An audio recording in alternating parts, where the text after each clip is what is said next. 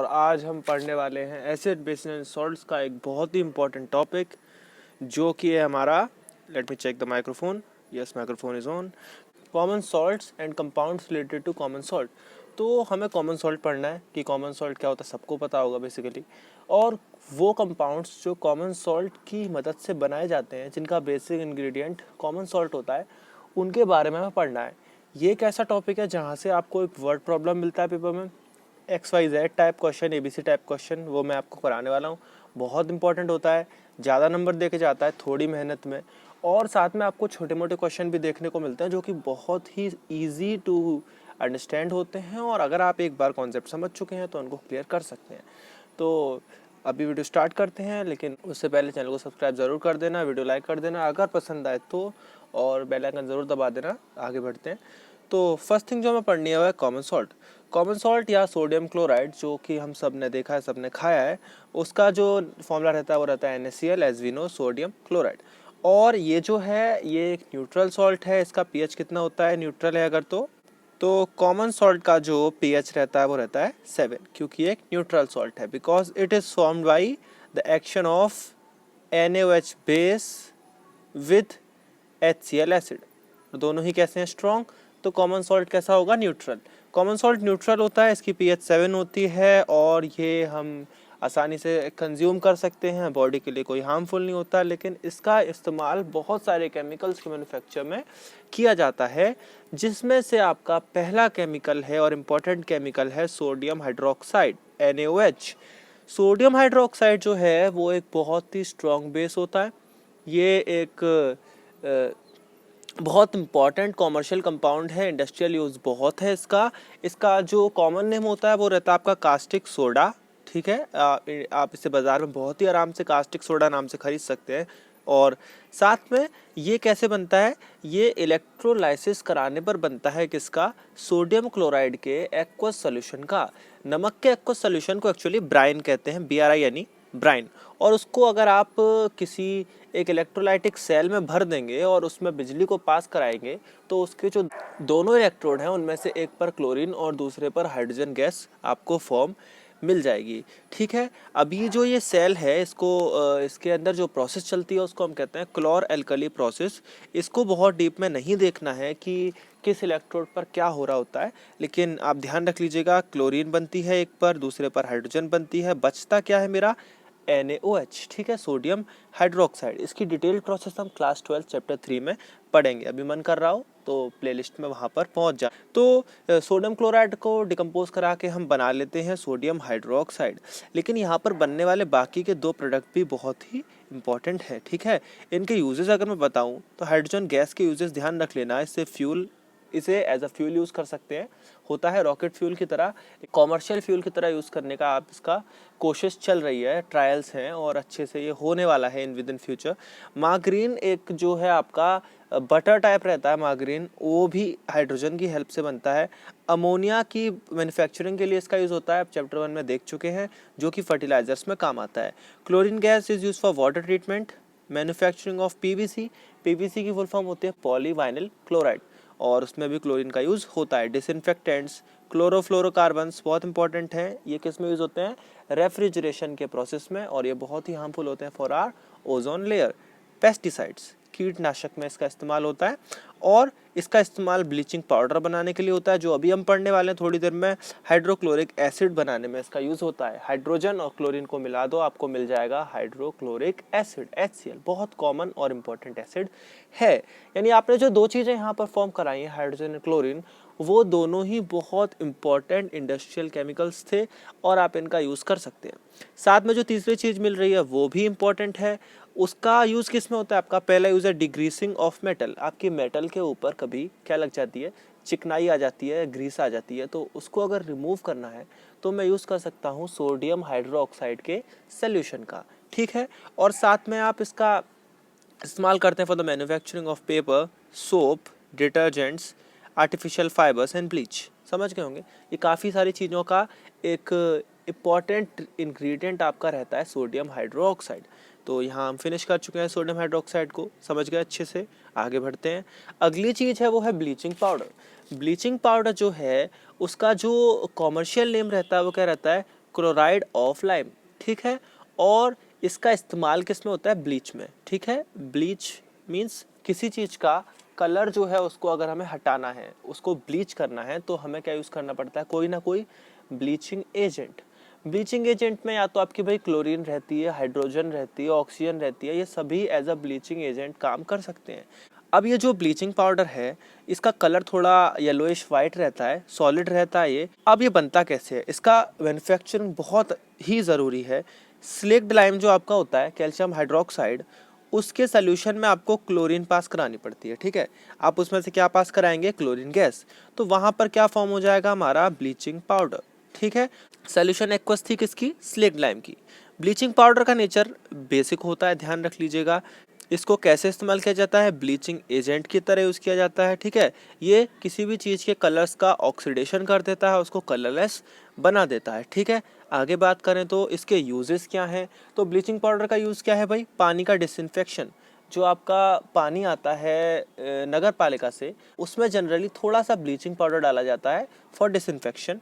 साथ में आपका मॉस रिमूवर, मॉस एक तरीके का आपका घास जैसा दिखने वाला होता है, और उसको हटाने के लिए आप ब्लीचिंग पाउडर का इस्तेमाल कर सकते हो। वीड को मारने के लिए, ये वो वाली वीड नहीं है, ये जो खरपतवार होती है वो वाली वीड है, और उसको मारने के लिए आपका इस्तेमाल होता है वो ब्लीचिंग पाउडर, ठीक है। कॉटन की ब्लीचिंग होती है टेक्सटाइल इंडस्ट्री में, वहाँ भी इसका इस्तेमाल होता है। वुड पल्प, अब लकड़ी तो भाई ब्राउनिश होती है, लेकिन आपका पेपर आपका एकदम वाइट होता है, तो उससे पहले वुड का जो पल्प निकलता है, जो उसका गूदा निकलता है, उसको हम क्या करते हैं, उसको हम ब्लीच करते हैं, देन उससे बनाते हैं पेपर, ठीक है। ब्लीचिंग पाउडर के और यूज़ क्या है, हम इसको एक ऑक्सीडाइजिंग एजेंट की तरह इस्तेमाल करते हैं, क्योंकि ये चीज़ों को ऑक्सीडाइज कर सकता है, जैसे कि पेपर इंडस्ट्री में, टेक्सटाइल इंडस्ट्री में। जो ऊपर देखा ये बेसिकली वही बात को दोबारा हमें बताना चाह रहा है। Moving on to the next topic, जो है आपका बेकिंग सोडा, ठीक है। बेकिंग सोडा सबने खाया होगा, सबने देखा होगा, सबने केक्स खाए होंगे, इडली खाई होंगे, डोसा खाया होगा, इन सभी में किसका इस्तेमाल होता है, हमारा बेकिंग सोडा का। और क्वेश्चन भी बिल्कुल ऐसे आएगा, to make fluffy idli, to make fluffy cake, which chemical is used, the chemical that is used is baking soda. तो बेकिंग सोडा का जो फॉर्मूला है वो आप अच्छे से ध्यान रख लेंगे, NaHCO3 सोडियम बाइकार्बोनेट, ठीक है।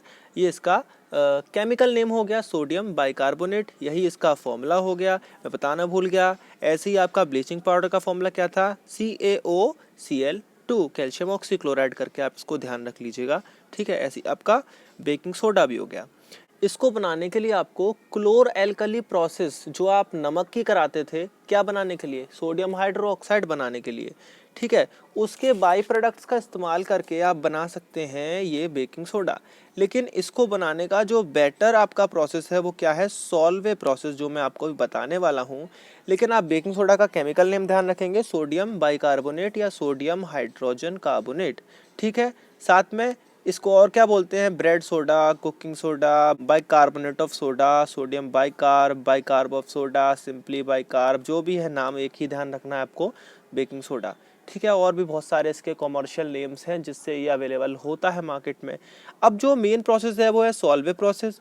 सॉल्वे प्रोसेस में आपका रहता है, नमक लेना है भाई, पानी लेना है, कार्बन डाइऑक्साइड लेनी है, अमोनिया लेना है, चारों को मिला देना है, ठीक है। और जो बनता है वो क्या बनता है, हमारा अमोनियम क्लोराइड नहीं चाहिए हमको भाई, बाई प्रोडक्ट है ये। मेन हमें क्या चाहिए, सोडियम बाइकार्बोनेट, NaHCO3।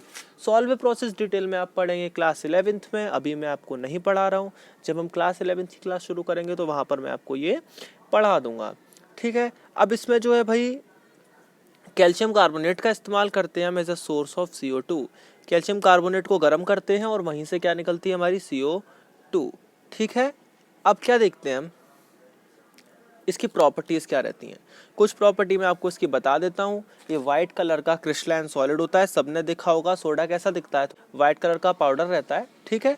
अब क्या रहता है, इसका नेचर एम्फोटेरिक रहता है। एम्फोटेरिक वर्ड का मतलब होता है something that is both acidic and basic. तो ये नेचर वाइज एसिडिक और बेसिक दोनों ही बिहेवियर शो करता है, दोनों तरीके की रिएक्शंस शो करता है, ठीक है। ये स्पेरिंगली सॉल्युबल रहता है पानी में, ज़्यादा ज़रूरी नहीं है ये बातें, पर दिमाग में रख लीजिएगा।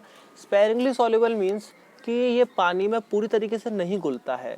वन ऑफ द एग्जांपल आपने देखा होगा कि इनो जब आप पानी में घोलते हैं तो वो एंड में थोड़ा सा हमेशा पानी के अंदर बचा रह जाता है। ये मैंने नोटिस किया है जनरली कि वो पूरी तरीके से नहीं घुलता है, एंड में थोड़ा सा इनो कड़वा कड़वा आपका बचा रह ही जाता है। ठीक है, अब क्या रहता है, इसका मेन इंपॉर्टेंट प्रोसेस है थर्मल डिकम्पोजिशन। अगर आप बेकिंग सोडा का थर्मल डिकम्पोजिशन करते हैं, यानी कि इसको गर्म करते हैं, तो ये ब्रेक डाउन हो जाता है सोडियम कार्बोनेट में, जो कि है Na2CO3, यानी बाइकार्बोनेट से बन जाती है हमारी कार्बोनेट, साथ में कार्बन डाइऑक्साइड और पानी जो है वो बाहर निकल आते हैं। ये कौन सी टाइप की रिएक्शन हो गई, एक डिकम्पोजिशन रिएक्शन, जिसको हम कैसे प्रोसीड करवाते हैं, by the application of some heat, of some energy.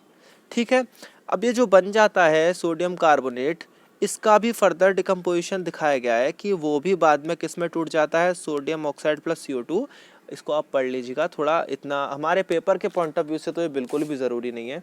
ठीक है, इसको डिहाइड्रेशन बोलते हैं। ये मैं रिएक्शन स्किप कर रहा हूँ, ये अपने पेपर पॉइंट ऑफ व्यू से कोई इंपॉर्टेंस नहीं रखती है। ऊपर वाली रिएक्शन बहुत इंपॉर्टेंट है, स्टार लगा लेना, याद कर लेना, दिमाग में रख लेना।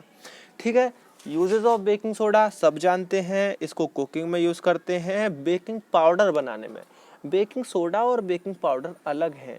बेकिंग सोडा तो हमने जो देखा वही था, सोडियम बाइकार्बोनेट, लेकिन उसके अंदर एक दो चीज़ें और मिक्स करी जाती हैं, उसके बाद वो बन जाता है बेकिंग पाउडर, जो कि बाज़ार में बिकता है। ठीक है, और जो लैब में मिलता है वो होता है बेकिंग सोडा। ठीक है, तो बेकिंग पाउडर बनाने में इसका काम आता है, जिससे हम क्या बनाते हैं, इडली, डोसा, सांभर, फ्लफी केक वगैरह, सांभर नहीं बनाते सॉरी।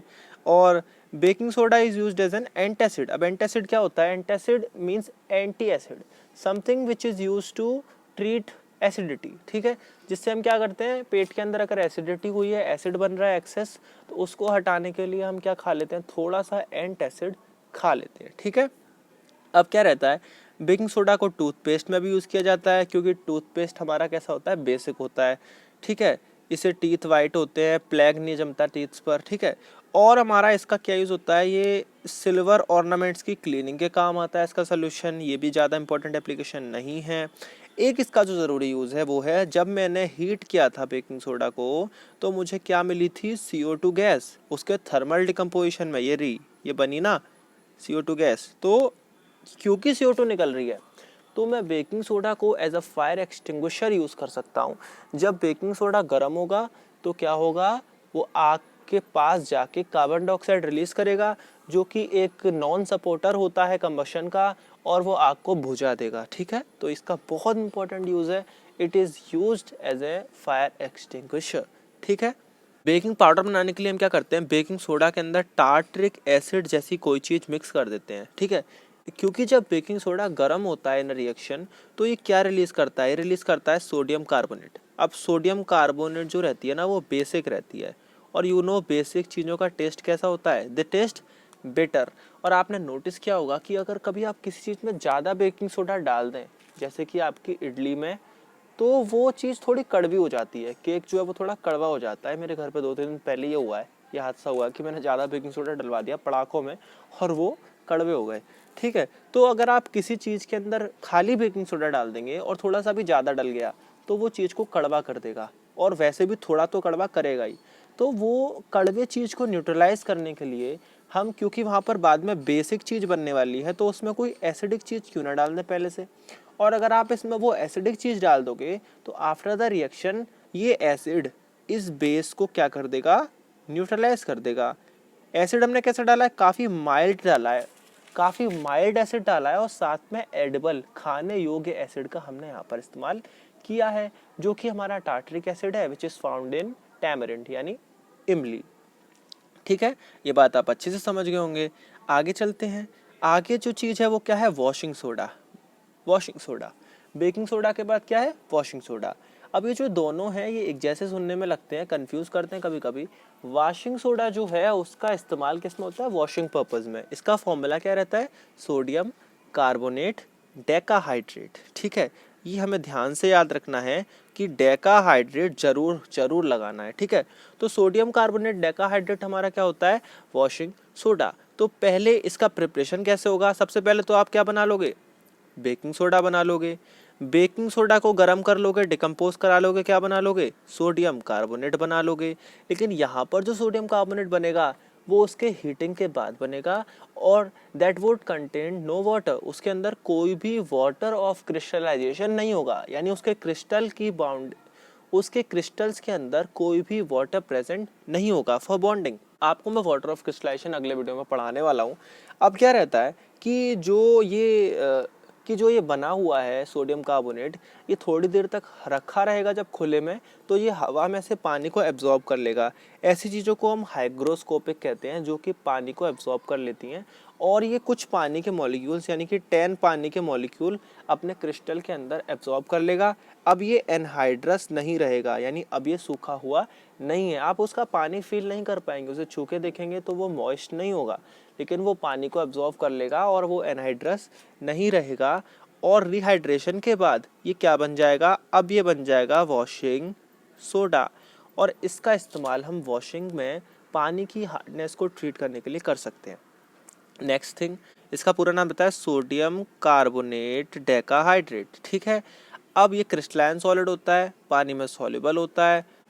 इसके यूजेस देख लो, यूजेस क्या रहते हैं, कपड़ों की क्लीनिंग में, ठीक है, रूरल एरियाज़ में इसका यूज़ आता है। अब वो यूज़ क्या है कि ये पानी की जो हार्डनेस होती है उसे दूर करता है। कहीं कहीं पर पानी के अंदर कुछ सॉल्ट्स मौजूद रहते हैं जो पानी को हार्ड बनाते हैं, हार्ड वाटर होता है वो, और जो हार्ड वाटर होता है उसमें सोप अच्छे से काम नहीं कर सकता।